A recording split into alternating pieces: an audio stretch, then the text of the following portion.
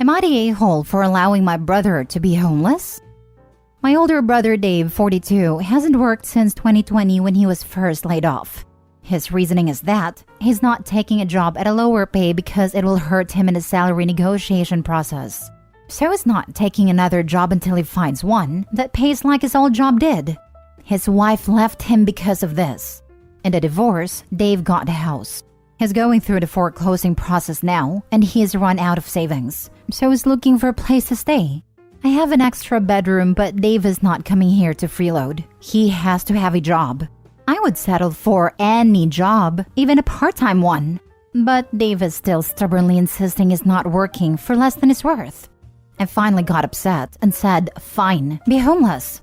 Dave was extremely angry that I wouldn't even consider taking him in until he finds this job. And now family members are on me about how could I allow Dave to be homeless? But I don't see anyone else offering their spare rooms and couches to Dave. Now for the top comments. Not a-hole. I used to work at our county welfare department. I remember a man who was holding out for a high-paying job. I suggested he apply to UPS. He said no, that he was too good to work at UPS. I remember thinking to myself, you're too proud to work at UPS, but you're not too proud to apply for welfare? Your brother appears to have a similar attitude. He's too proud to take just any job, but he's not too proud to mooch off of you. Don't let him. With this attitude, he may never find a job and may never move out if you let him move in. OP's brother would be a perfect fit as a UPS driver. He doesn't have a wife to come home late to anymore. Not a-hole. Just the idea that he would get paid the same amount as his old job after being laid off and not working for 3 years is idiocy. Even if you or anyone in your family took him in, odds are he would stay jobless until he got kicked out. He needs a reality check, and if this is what it takes, then so be it.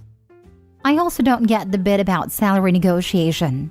So employers go, you worked as a cashier for $15 an hour, so you'd be fine to work for $16 an hour as a brain surgeon? And to your family members, yeah, if they have a problem with Dave being homeless, then they're welcome to invite him to live off of them. If they truly cared and thought you were being ridiculous, they would have welcomed him with open arms. I wonder why they haven't been scrambling to help him. Not a-hole. He isn't homeless because his house burned down or his disability or whatever. He is homeless because he chooses to be. Work and pay your bills and have a wife and house, or do nothing and be homeless. He has options. He doesn't get to pick don't work and freeload off my unwilling relative. For what it is worth, I've been in a similar situation with my sister but years ago and did not let her move in. With perspective that comes with time, it most certainly the right decision for both of us. This is correct. He chose to be homeless. I cannot believe the guy was willing to lose his wife and home rather than get a job that he may not like.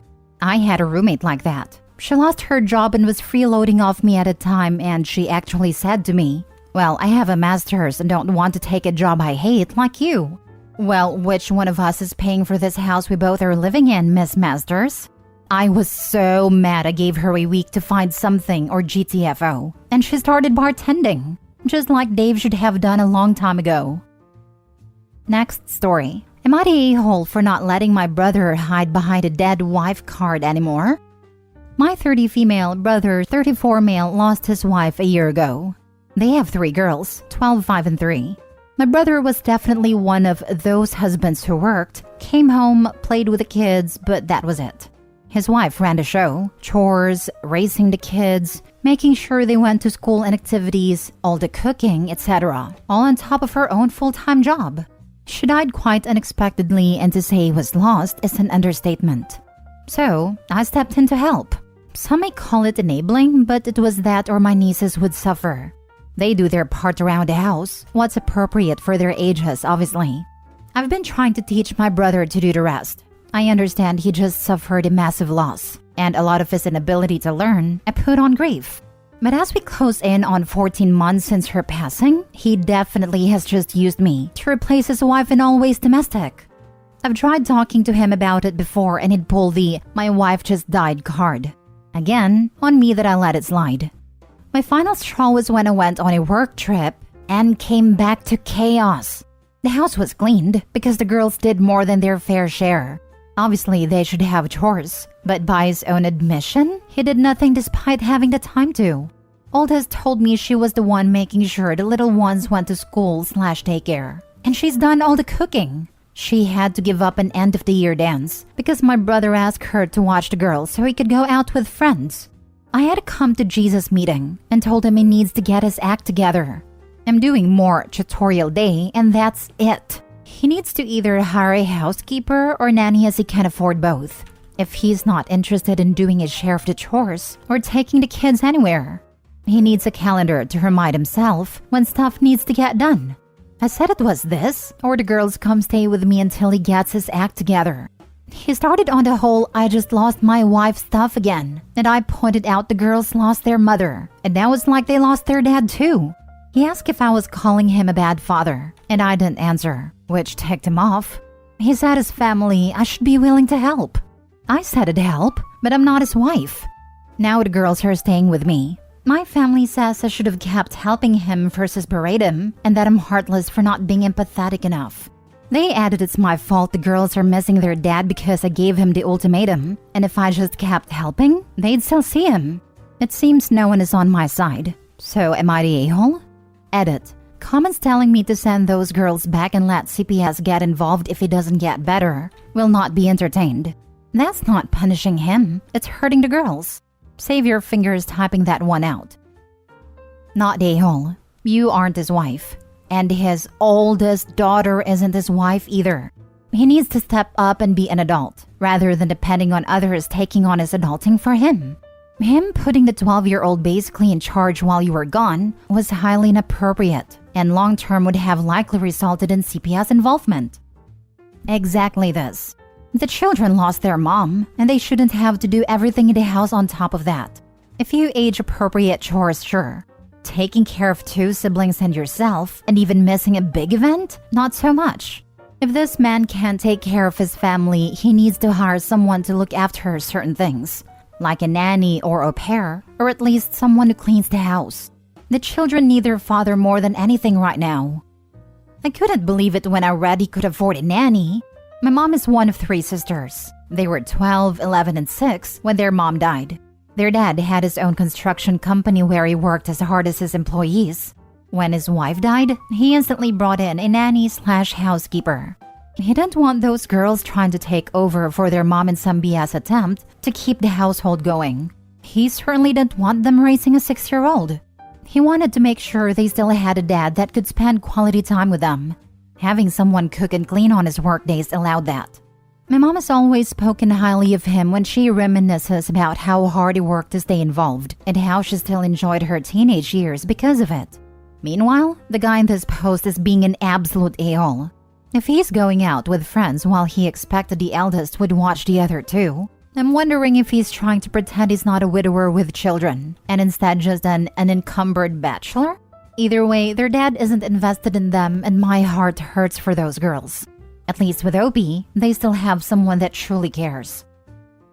Next story. Am I the a-hole for calling the C-word to my future sister-in-law after she tried to gain sympathy with my miscarriage? I'm sorry if this seems all over the place. I'm just so mad that everyone is siding with her. My future sister-in-law, Ella, 30 female, is your typical annoyingly bubbly girl. She's always happy and smiling, caring and compassionate. My brother, 37 male, is foolishly in love with her, and it seems like the rest of my family is wrapped around her finger.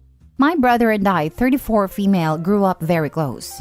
When we were 10 and 7 years old, our father passed away, and our mother, 69 female, struggled as a single mother until she met our stepfather, 65 male, who is truly an amazing person. They had our little brother, 25 male, who happens to be Ella's best friend and the reason she met our brother. 28 days ago, my husband Mark, 34 male, and I tragically lost our pregnancy at 22 weeks. It was devastating then, and it still is.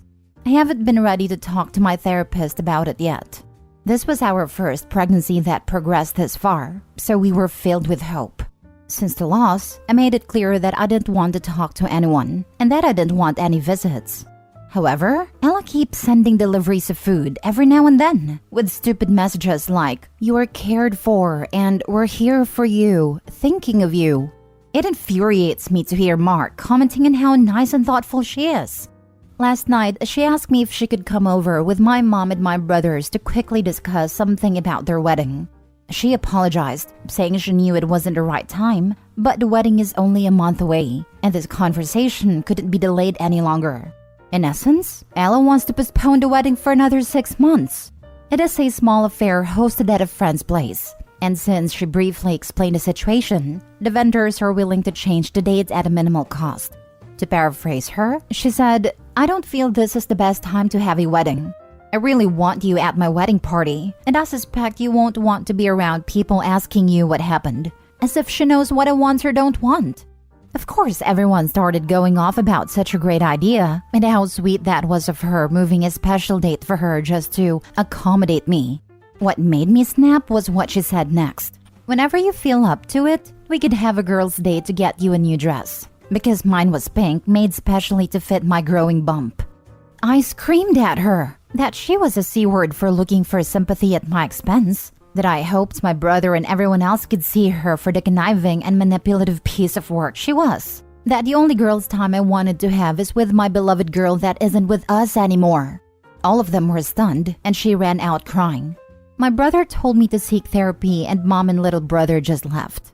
This morning, my husband told me that while he understood and shared my grievance, I shouldn't lash out on innocent people, that she only wanted to help. So Reddit, am I the a-hole? Now for the top comments. She literally did almost everything as correct as possible in a situation like this. "You're the a-hole. Sorry for your loss, but that's not how you treat people."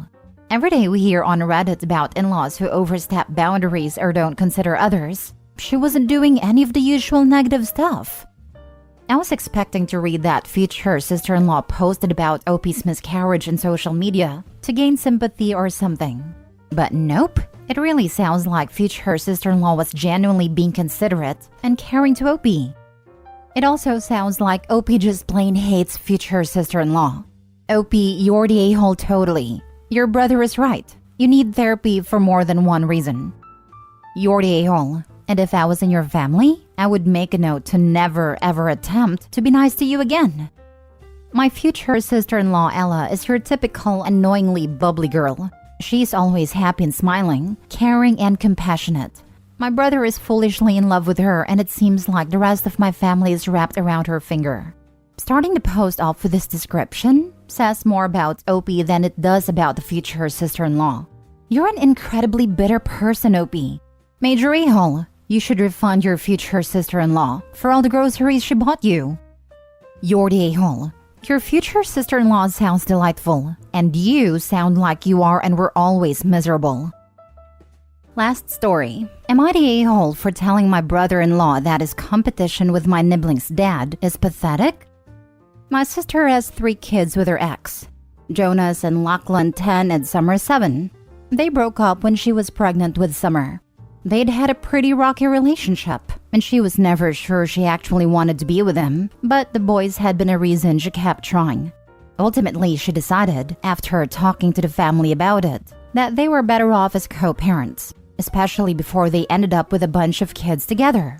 They're civil, and sometimes my sister has admitted she regrets not ending it on better terms. She met her husband Stan 4 years ago and married him 3 years ago. Stan is a brick. He's entitled, spoiled, and has never been my favorite person. He thought that we all hated my nibbling's dad and blamed him for their breakup, and that he would make a better dad to my nibblings.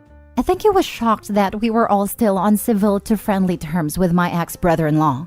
He was also pretty aggravated early on when the kids didn't latch onto him as a better dad, that they still loved their dad, that they would miss him on weeks they were with my sister. He tried to win them over by spoiling them and trying to invite himself along to different activities that they did with their dad normally.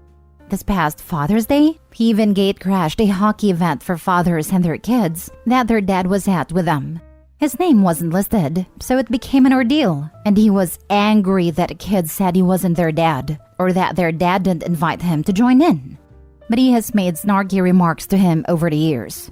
He has claimed their dad commits parental alienation by not sharing all fatherly duties equally with them. He has claimed he is a selfish dad for not allowing them to stay in a two-parent home. He keeps talking about things he does better, or how he does more than the kid's dad does, when I know that isn't true. Our whole family knows my sister's ex is an amazing dad to their kids. He even tried to bribe the boys into having my sister and him there for their school's field day with parents event. They had asked their mom and dad, but Stan wanted to go with my sister and he didn't want their dad there. The boys were saying they wanted their parents there, which ticked him off. So he was ranting and raving about everything when some family came over at the weekend, and I told him the competition with my nibbling's dad is pathetic, and he needs to stop acting so entitled and start being happy for the kids that they have a great dad who isn't a deadbeat. He got angry at me, and while most everyone else agreed, my sister said it could have been less harsh. Am I the a-hole? Not the a-hole. Sounds like it's good your sister doesn't have kids with Stan, because he may be a thing of the past if he keeps it up. Sister needs to leave Stan unless he changes for the better. Pretty audacious of Stan to tell the kid's dad that he is committing parental alienation against him, when Stan himself is trying to turn the kids against their own dad by trying to meddle into their dad's son's time, bribing them, telling lies about their dad to the kids. And when things aren't going the way he planned in his delusional and entitled head, starts cussing everyone who sides with the dad, even in front of the kids. Imagine the kind of upbringing the kids are going to have in the presence of such a repulsive man. OP, you're not the a-hole, obviously. My sister said it could have been less harsh. Hey OP, tell your sister her methods of finding men are as pathetic as the men themselves. She's continually letting Stan be a complete C-word around the kids and says, "You're harsh?" The poor kids are just gonna remember their mother allowing this kind of abuse when they get older. Not a-hole. Good of you to put him in his place. Sister absolutely needs a wake-up call that these aren't the actions of a loving step-parent, but instead those of a possessive a-hole. If she doesn't change her approach, she shouldn't be surprised if it drives a wedge between her and her kids. Not a-hole. Whether or not you could have been less harsh is irrelevant to whether or not he needs to hear that children having their father in their lives isn't a negative. He can still be an additional parent and take pride in that without wanting the kids to have less.